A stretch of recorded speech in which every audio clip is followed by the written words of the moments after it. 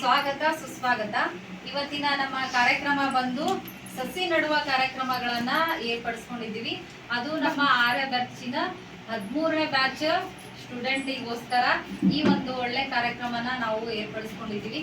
ಅದಕ್ಕೆ ಮೊದಲ ಬಾರಿಗೆ ನಮ್ಮ ತಾಯಿಯವರಾದಂತ ಜಯಶ್ರೀ ಪ್ರಭೆ ಆಸೀನರಾಗಬೇಕಾಗಿ ವಿನಂತಿ. ಮಮ್ಮಿ ಹೆಸರು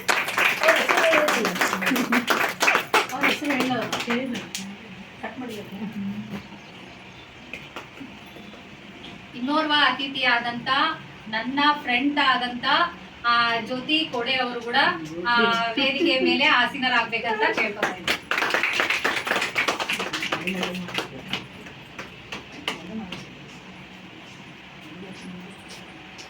ಮೊದಲಿಗೆ ಹೂಗುಚ್ಛದಿಂದ ಅವರಿಗೆ ವೆಲ್ಕಮ್ ಮಾಡಕ ರೇಖಾ ಮತ್ತು ಶ್ರೀದೇವಿ ಅವರು ಬರ್ತಾ ಇದ್ದಾರೆ.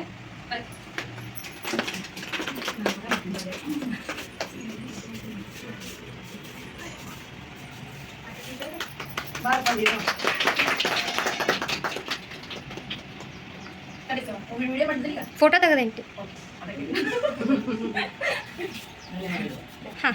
ಇನ್ನೋರ್ವ ಅತಿಥಿಯಾದಂತ ಜ್ಯೋತಿ ಅವರಿಗೆ ದೀಪಾ ಅವರು ಮತ್ತೆ ಅನ್ನಪೂರ್ಣ ಅವರು ಬರಬೇಕಾಗಿ ವಿನಂತಿ.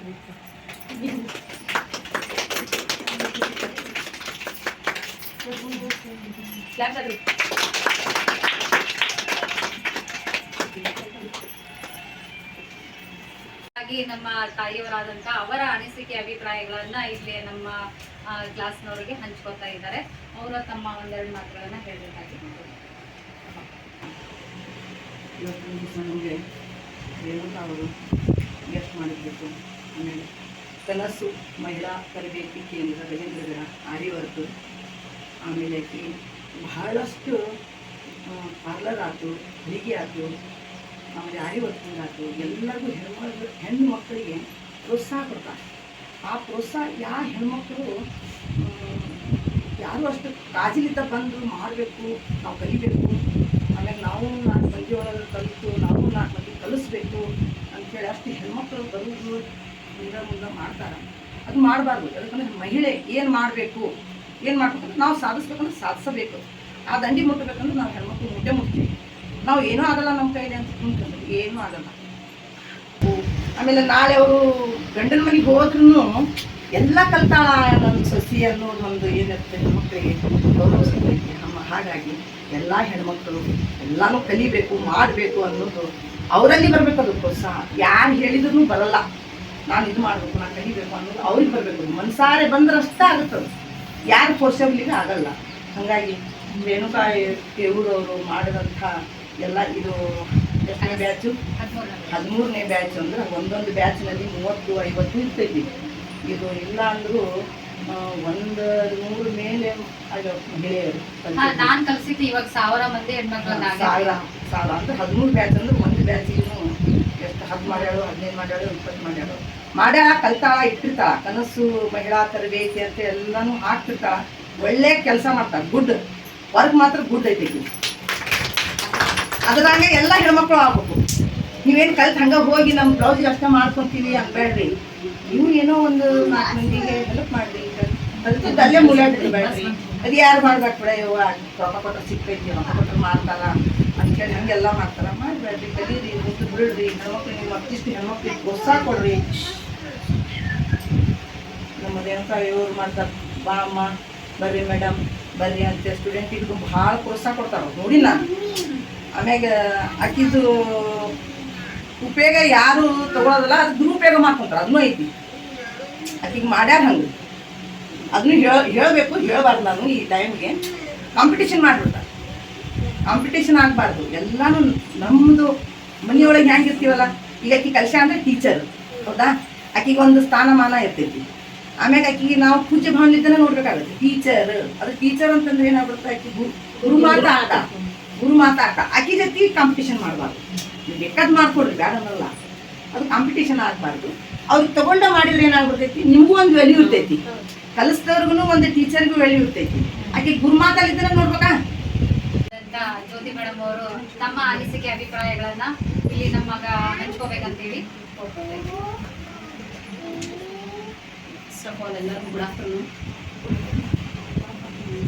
ಆಲ್ಮೋಸ್ಟ್ ನಮ್ಮ ಮಮ್ಮಿ ಮಾತಾಡ್ಬಿಟ್ಟಿದಾರೆಲ್ಲ. ಸ್ವಲ್ಪ ಲೇಡೀಸ್ ಬಗ್ಗೆ ಅಷ್ಟೇ ಮಾತಾಡ್ತೀನಿ. ನನಗೆ ಲೇಡೀಸ್ ಯಾರಾದರೂ ಏನಾದರೂ ಇನೋವೇಟಿವ್ ಕೆಲಸ ಮಾಡಿದರೆ ಭಾಳ ಇಷ್ಟ. ಫಸ್ಟ್ ಆಫ್ ಆಲ್ ನಾವು ಫೈನಾನ್ಷಿಯಲಿ ಇಂಡಿಪೆಂಡೆಂಟ್ ಆಗೋದು ಕಲಿಬೇಕು ಲೇಡೀಸ್. ಎವ್ರಿ ಟೈಮ್ ನಾವು ಗಂಡ ತಂದೆ ಅಣ್ಣ ತಮ್ಮರು ಎಲ್ಲರಿಗೂ ನಮ್ಮ ಜೀವನ ಪರ್ಯಂತ ಅವ್ರಿಗಿಂತ ನಾವು ಕೈ ಚಾಚ್ತಾ ಇರೋ ಹಾಗೆ ಅದೇ ಟ್ರೆಡಿಷನ್ ನಡ್ಕೊಂತ ಬಂದ್ಬಿಡ್ತೀವಿ ನಾವು. ಅದಕ್ಕೆ ಮೈಂಡ್ ಸೆಟ್ ಆಗಿಬಿಟ್ಟಿದ್ವಿ.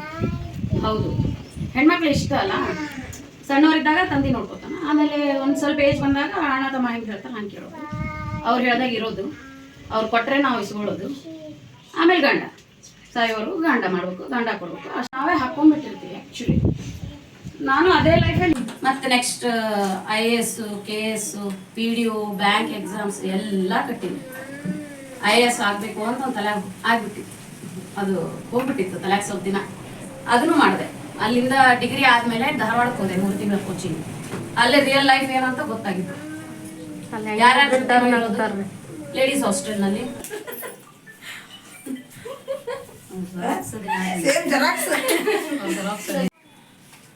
ಇವತ್ತು ನಮ್ಮ 13ನೇ ಬ್ಯಾಚ್ ಆದಂತ ಆರಿ ವರ್ಕ್ ಅನ್ನ ನಾವು ಸ್ಟಾರ್ಟ್ ಮಾಡಿದೀವಿ. ಇವತ್ತು ನಮ್ಮ ಸಸಿ ಕೊಡುವ ಕಾರ್ಯಕ್ರಮನ ಏನ್ ನಾವು ಇವತ್ತು ಇಟ್ಕೊಂಡಿದೀವಲ್ಲ, ಈ ಸಸಿಗಳನ್ನ ನಿಮ್ಮ ಮನೆ ಹತ್ರ ನೀವು ನೆಟ್ಟು ಆಮೇಲೆ ನಿಮ್ಮ ಹೊಲ ಗದ್ದೆಗಳಲ್ಲೆಲ್ಲ ನೀವು ನೆಟ್ರಿ ಅಂತ ಕೇಳ್ಕೊತೀನಿ ನಮ್ಮ ಕಡೆಯಿಂದ. ಯಾಕ ಈ ತರ ಇವನ್ನ ನಾವು ಒಂದೊಂದು ಸ್ಕೂಲ್ ಆಗ್ಲಿ ಇಲ್ಲ ಯಾವುದೋ ಒಂದು ಕಾರ್ಯಕ್ರಮಕ್ಕಾಗ್ಲಿ, ಆಮೇಲೆ ಒಂದು ಮದುವೆ ಮುಂಚಿ ಇನ್ನಿತರ ಕಾರ್ಯಕ್ರಮಗಳು ಬೇಕಾದಷ್ಟು ಕಾರ್ಯಕ್ರಮಗಳನ್ನ ನಾವು ಏರ್ಪಡಿಸ್ಕೊತಾ ಇರ್ತೀವಿ ಎಲ್ಲರೂ. ನೀವು ನಿಮ್ಮ ಮನೆಯಲ್ಲಿ ಎಲ್ಲ ಮಾಡ್ತಾ ಇರ್ತೀರಿ. ಅವಾಗ ನೀವು ಏನೋ ಒಂದು ಗಿಫ್ಟ್ ಕೊಟ್ಟಾಗ ಅದನ್ನ ಯೂಸ್ ಮಾಡ್ಕೊಲಾರ್ದವ್ರು ಎಷ್ಟೋ ಜನ ಇರ್ತಾರೆ. ಅದನ್ನ ಸ್ಟಾಕ್ ಅಂತ ಮನೇಲಿ ಇಟ್ಬಿಡ್ತೀರಿ, ಅದು ಯೂಸ್ ಆಗ್ತಿರೋದಿಲ್ಲ, ಇಲ್ಲ ಬೇರೆದಕ್ಕೆ ಯಾವುದಕ್ಕೋ ನೀವು ಅದನ್ನ ತಗೋತಾ ಇರ್ತೀರಿ. ಆದ್ರೆ ಈ ತರಹ ಗಿಡಗಳನ್ನ ನೆಡೋದ್ರಿಂದ ಏನಾಗುತ್ತಾ, ನಮಗ ಎಷ್ಟೋ ಕಡೆಗ ನಿಸರ್ಗವನ್ನ ನಾವೇ ಖುದ್ದಾಗಿ ಹಾಳು ಮಾಡ್ತಾ ಇದೀವಿ.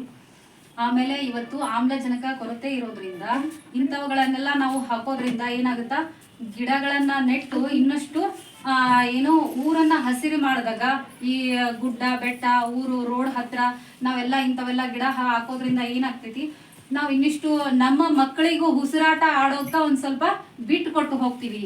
ಇಲ್ಲ ಅಂದ್ರೆ ಏನಾಗುತ್ತಾ, ಇದು ನಮಗೆ ಎಂಡ ಆಗ್ಬಾರ್ದು ಅನ್ನೋದೇ ನಮ್ಮೆಲ್ಲರ ಆಸೆ.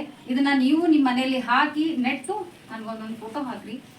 ಮತ್ತೇನಪ್ಪಾ ಅಂತಂದ್ರ ಆರಿ ವರ್ಕ್ ಒಳಗ ನೆಕ್ಸ್ಟ್ ಬ್ಯಾಚ್ ನಮ್ಮ 14ನೇ ಬ್ಯಾಚ್ ಆದಂತ ಹೊಲಿಗೆ ತರಬೇತಿಯನ್ನ ನಾವು ಪ್ರಾರಂಭ ಮಾಡ್ತಾ ಇದ್ದೀವಿ. ಇದು ನ್ಯೂ ಮಾಡೆಲ್ ಆಗಿ ನಾವು ಸ್ಟಾರ್ಟ್ ಮಾಡ್ತಾ ಇದೀವಿ. ಇದು ಬಂದು 1.5 ತಿಂಗಳು ಮಾತ್ರ ಈ ಕೋರ್ಸ್ ಇರುತ್ತೆ. ನಿಮ್ಗೆ ಆಲ್ಮೋಸ್ಟ್ ಗೊತ್ತಿರ್ಬೇಕು, ನೀವು ನೋಡಿದ್ದೇನಪ್ಪಾ ಅಂತಂದ್ರ ಹೊಲಿಗೆ ತರಬೇತಿಯಲ್ಲಿ ಹೊಸ ಬ್ಯಾಚ್ ಅಂತಂದ್ರ ನ್ಯೂ ಮಾಡೆಲ್. ನೀವೀಗೇನ್ ಟ್ರೆಂಡ್ ನೀವು ಹೊಸ ಡ್ರೆಸ್ಗಳನ್ನೆಲ್ಲ ಹಾಕ್ತಿರ್ತೀರಲ್ಲ, ಫ್ರಾಕ್ ಆಗ್ಲಿ, ನ್ಯೂ ಚೂಡಿದಾರ ಮತ್ತೆ ನ್ಯೂ ಬ್ಲೌಸ್, ಏನಿನ್ನ ವೆರೈಟೀಸ್ ಇದ್ದಾವಲ್ಲ ಅವನ್ನೆಲ್ಲ ಹೊಸದಾಗಿ ನಾವು ಇಲ್ಲಿ ಈ ಹೊಲಿಗೆ ತರಬೇತಿಯನ್ನ ಬೇಸಿಕ್ ಕಂಪ್ಲೀಟ್ ಮಾಡಿದವ್ರಿಗೆ ಮಾತ್ರ ಹೆಲ್ಪ್ ಆಗತ್ತಾ ಅಂತ ಹೇಳ್ತೀನಿ. ಯಾಕಪ್ಪ ಅಂತಂದ್ರ ಆಲ್ರೆಡಿ ನಿಮಗೆ ಹೊಲಿಗೆ ಬಂದ್ರೆ ಮಾತ್ರ ನಾವು ಹೇಳುವಂತ ಹೊಲಿಗೆ ತರಬೇತಿ ನಿಮಗೆ ಗೊತ್ತಾಗತ್ತ. ಇಲ್ಲ ಅಂದ್ರ ನೀವು ಹೊಸದಾಗಿ ಸ್ಟಾರ್ಟ್ ಮಾಡೋರು ಇದ್ರು ಅಂತಂದ್ರ ಏನಾಗ್ತೈತಿ, ನೀವು ಒಂದೇಲಿಂದ ನಾವು ಹೇಳ್ಕೊತ ಬರಕ್ಕಾಗಲ್ಲ. ಈಗ ಸಾವಿರಾರು ಮಂದಿ ಏರಿಯಾದಾಗೆಲ್ಲ ಹೊಲಿಗೆ ತರಬೇತಿಯನ್ನ ಕೊಡ್ತಾ ಇದ್ದಾರ. ನೀವು ಅಂತಲ್ಲೆಲ್ಲ ಕಲ್ತಿರ್ತೀರಿ, ಅಂತವ್ರಿಗೆಲ್ಲ ಇಂಗ್ಲಿಷ್ಟು ನೀಟಾಗಿ ಬರುವಂತ ಒಂದು ವರ್ಕ್ ಇರೋದಿಲ್ಲ. ಅಂತವ್ರಿಗೆ ಮಾತ್ರ ನಾವೇನ್ ಮಾಡ್ತೀವಿ, ಇಲ್ಲೇ ಹೊಲಿಗೆ ತರಬೇತಿಯನ್ನ ಹೇಳ್ಕೊಡ್ತೀವಿ. ಯಾರಾದ್ರೂ ಬರ್ತೀನಿ ಅಂದವರಿಗೆ ನಮ್ದು ಕನಸು ಸೇವಾ ಫೌಂಡೇಶನ್ಗೆ ನೀವು ಕಾಲ್ ಮಾಡಿ ಇಲ್ಲ ಕರೆ ಮಾಡಿ ಹೇಳಿ ನೀವು ನಂಬರ್ನ ನೋಂದಾಯಿಸ್ಕೋಬಹುದು.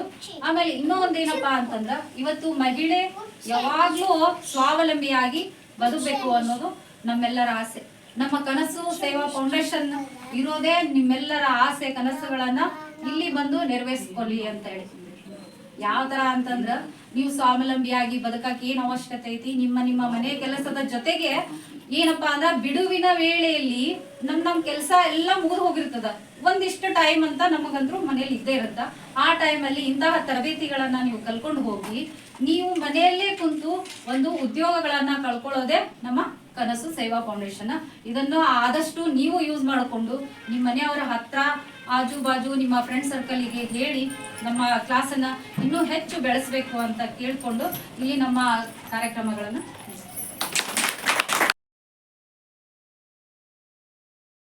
ನಿಜ ಒಂದೊಂದ್ಸತಿ ಅನ್ಸುತ್ತೆ, ನೋಡಿದವ್ರು ಏನ್ ಅನ್ಕೋತಾರೆ ಅನ್ನೋ ಭಯಕ್ಕೆ ನಮಗೇನ್ ಬೇಕೋ ಅದನ್ನ ನಾವು ಮಾಡೋದೇ ಇಲ್ಲ. ಎಲ್ರನ್ನ ಮೆಚ್ಚಕ್ಕೆ ಅಂತ ಹೊಟ್ಬಿಡ್ತೀವಿ. ಆ ಮೆಚ್ಚೋ ಸರ್ಕಸ್ ಅಲ್ಲಿ ನಮಗೇನ್ ಖುಷಿ ಕೊಡುತ್ತೆ ಅದನ್ನ ಮರ್ತೇ ಬಿಡ್ತೀವಿ. ಅವನ